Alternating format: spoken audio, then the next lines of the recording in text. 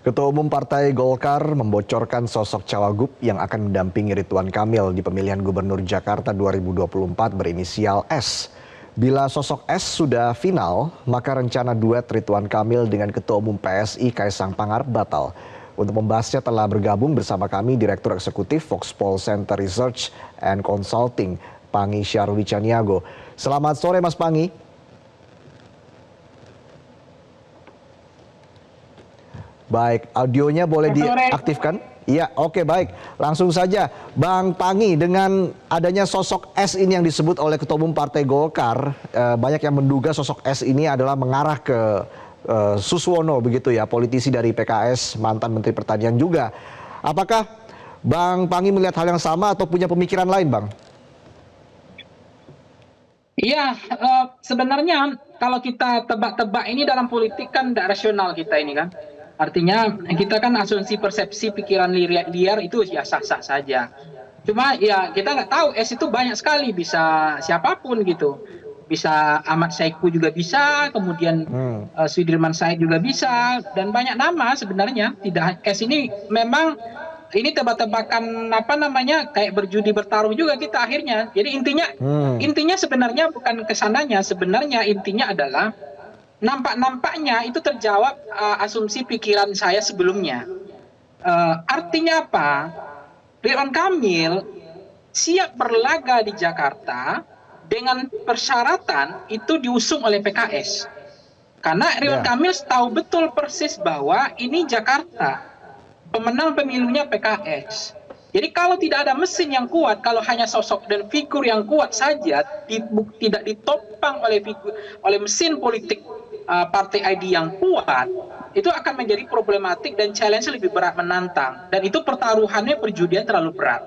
Nah, nampaknya saya melihat per hari ini, itu sudah terjawab misteri itu, bahwa ada kemungkinan PKS akan migrasi meninggalkan Anies Baswedan karena sulit ada titik temu antara pasangan ini. Nampaknya zoom out-nya nggak kelihatan titiknya gitu, titik persamaannya, sehingga memang 4 kursi belum tercapai juga yang dibutuhkan oleh PKS untuk Anies mencari 4 kursi kekurangan itu. Nah, itu masih abu-abu, masih belum clear. Nah, itu yang kemudian saya mencermati bahwa ada opsi lain. Nah, opsi lain itu adalah Ridwan Kamil firm dan level confidence-nya cukup bagus ketika dengan persyaratan PKS sebagai partai pengusung. Maka kemudian saya katakan sebelumnya, artinya Ridwan Kamil ingin membersihkan ranjau-ranjau politik yang cukup menantang.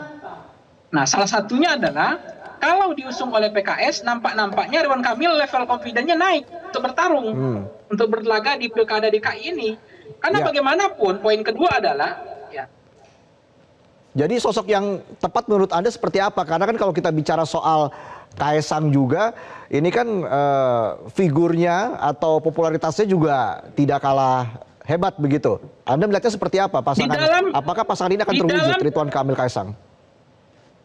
Di dalam pendekatan perilaku politik, voting behavior dalam perilaku pemilih yang saya baca, saya pelajari selama ini, ada 4 variabel faktor dalam pilkada itu. Mau gubernur, mau bupati, wali kota. Faktor variabel pertama adalah personalisasi kandidat, populisme.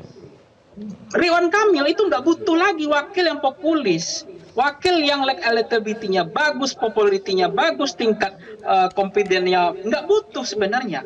Ridwan Kamil hanya butuh mesin saja yang kuat, karena Ridwan Kamil itu adalah sosok, dia figur, dia punya magnet elektoral, dia center of, karena pilkada ini bukan basis partai pengusung saja yang bukan hanya karena personalisasi kandidat saja yang menjadi penopang penting, tapi partai pengusung juga menjadi penting gitu, untuk diperhatikan. Nah, nampaknya wakilnya Ridwan Kamil itu diambil bukan karena sosok, bukan karena racikan elektoralnya bagus, bukan karena figurnya personalisasi kandidat atau center of kandidat, bukan. Tapi ini butuh mesin gitu, untuk memenangkan Jakarta ini. Meskipun di dalam pilkada kita survei beberapa daerah, bahkan puluhan daerah, memang faktor DNA figur atau personalisasi kandidat itu DNA-nya lebih dominan, menjadi determinan orang untuk memutuskan preferensi khusus memilih siapa yang akan dipilih di dalam konteks pilkada.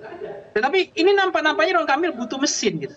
Nah, mesin itu yang bisa ditarik, bukan mesin mogok, mesin yang punya kekuatan, karena pemenang pemilu itu ada PKS. Jadi nampaknya Ridwan Kamil sangat confident kalau PKS yang mengusung.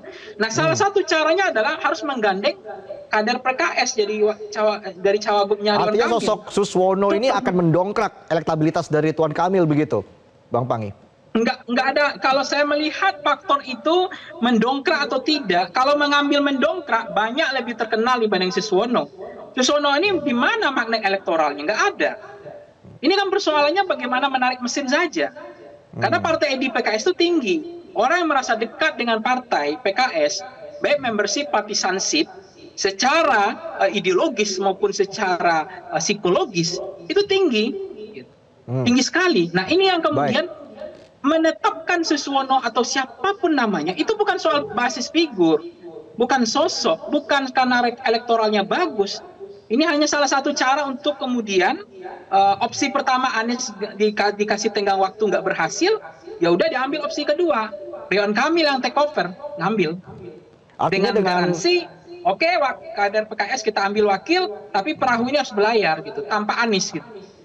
Oke, artinya peluang bagi Kim Plus untuk misalnya nanti menghadapi kota kosong itu seperti apa Anda melihatnya, Bang Pangi?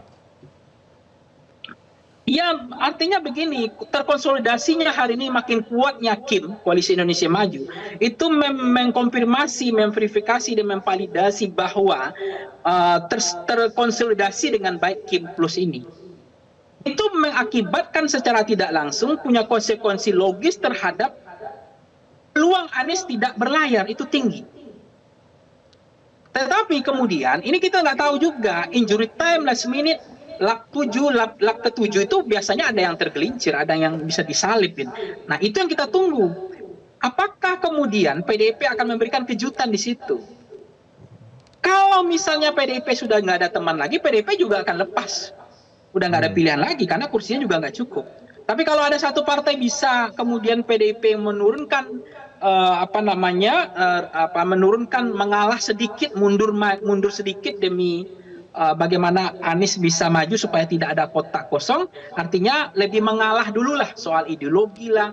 Karena kan para faktor parabel koalisi itu kan dari ideologi, persamaan komponen programatik, soal-soal isu, soal kepentingan menang, bandwagon effect, kepentingan pragmatisme politik itu kuat dalam pendekatan koalisi.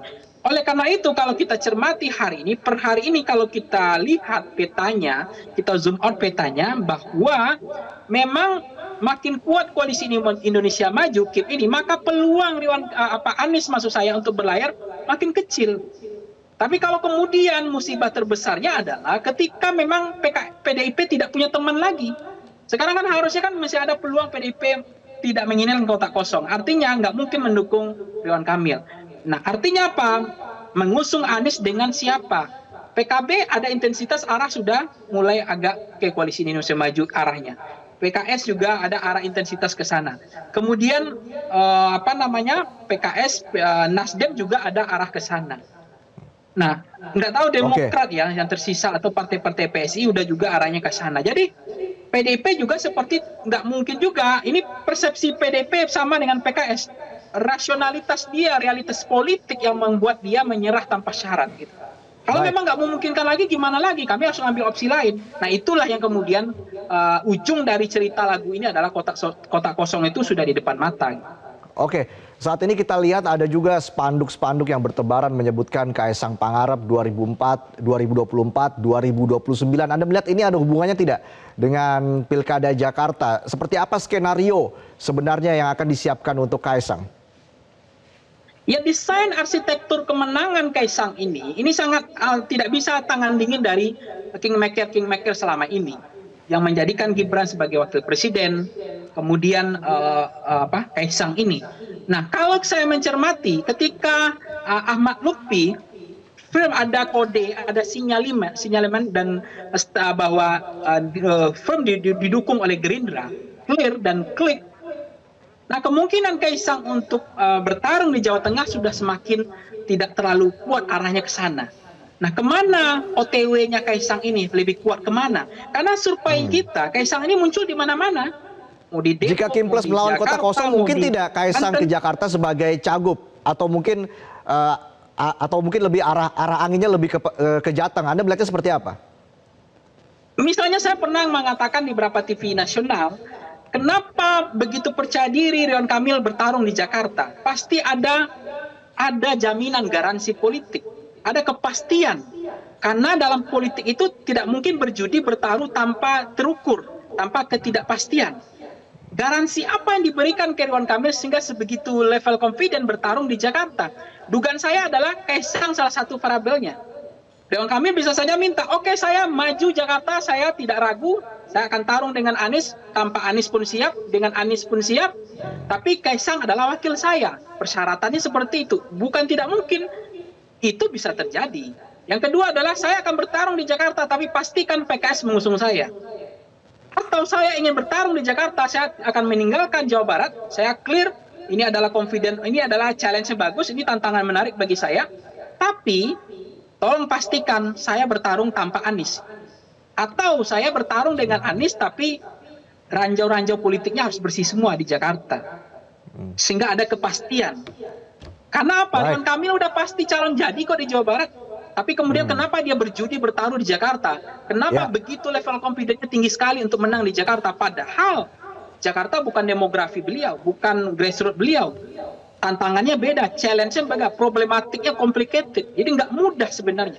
Tapi saya lihat nampak-nampaknya Ridwan Kamil sangat percaya diri punya kans menang. Karena memang Ridwan Kamil kan dia punya rekam jejak yang nggak main-main, bukan kaleng-kaleng ya.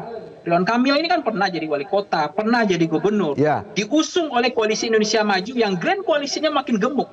Dan ini juga dianggap representasi dari Koalisi Indonesia Maju. Di situ ada rezim kekuasaan Pak Prabowo dan Pak Jokowi. Antitesanya adalah Anies Baswedan. Ditambah kemudian oleh mesin partai yang cukup kuat, ditambah oleh yang lain faktor-faktor wakil yang cukup kuat, itu membuat kans Ridwan Kamil untuk menang itu besar di Jakarta. Apalagi menghadapi kotak kosong. Tetapi kan Ridwan Kamil sudah menyindir. Bagi saya kotak kosong itu juga nggak menarik, karena nggak ada lawan tanding saya ketika debat. Masa dengan kotak kosong? Walaupun di dalam politik ada juga yang mengatakan persepsi publik, mazhab publik, mau dengan kotak kosong itu juga pilihan rakyat.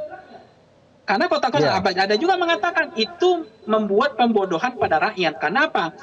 Politisi tidak siap untuk menyiapkan orang-orang terbaik untuk masuk ke gelanggang politik. Karena kalau bertarung di gelanggang, kalah menang itu biasa dalam kontestasi elektoral, apalagi dalam pilkada.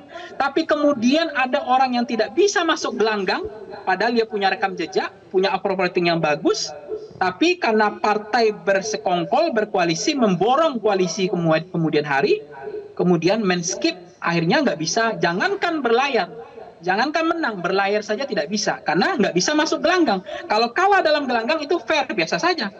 Tapi kalau nggak bisa masuk gelanggang, itu yang tantangannya. Ada juga mengatakan itu kegagalan Anies dalam melakukan lobby-lobby komunikasi politik. Jangan disalahkan elit atau ketua umum partai atau figur-figur tokoh sentral di partai politik, karena Anies tidak bisa cukup meyakinkan partai-partai politik, terutama bagi PKS yang sudah memberikan tenggang waktu misalnya, tetapi untuk menambah 4 kursi lagi saja Anies masih belum bisa menjawab tantangan. Tentunya situasinya ini masih sangat dinamis, Bang Panggi, kita akan lihat nanti seperti apa perkembangannya ke depan. Terima kasih sudah bergabung bersama kami, Direktur Eksekutif Foxpol Center Research and Consulting, Panggi Syarwi Caniago, atas analisanya. Selamat sore. Jelajahi cara baru mendapatkan informasi. Download Metro TV Extend sekarang.